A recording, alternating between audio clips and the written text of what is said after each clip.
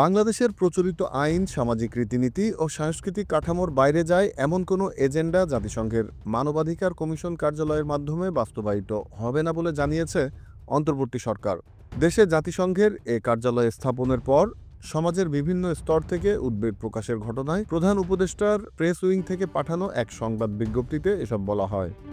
বিজ্ঞপ্তিতে বলা হয়েছে, বাংলাদেশ সরকার জাতিসংঘের মানবাধিকার বিষয়ক হাই কমিশনারের কার্যালয়ের সঙ্গে ৩ বছরের একটি সমঝোতা স্মারক সই করেছে। এর মাধ্যমে বাংলাদেশে একটি মিশন পরিচালিত হবে, যার লক্ষ্য হল দেশে মানবাধিকার উন্নয়ন ও সুরক্ষায় সহায়তা দেয়া।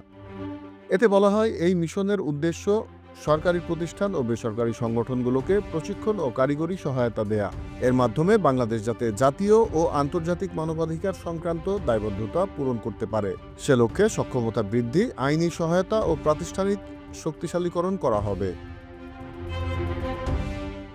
সংবাদ বিজ্ঞপ্তিতে আরও বলা হয়, ২০২৪ সালের জুলাই-আগস্টে ঘটে যাওয়া গুরুতর মানবাধিকার লঙ্ঘনের ঘটনায় সরকারের সংস্কার ও জবাবদিহির অঙ্গীকারের অংশ হিসেবেই এই উদ্যোগ নেওয়া হয়েছে।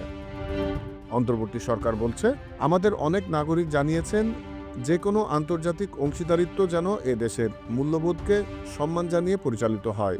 সেই বিবেচনায় OHCHR মিশন কেবল গুরুতর মানবাধিকার লঙ্ঘনের ঘটনা প্রতিরোধ ও জবাবদিহি নিশ্চিত করতেই কাজ করবে। Z news, Dhaka.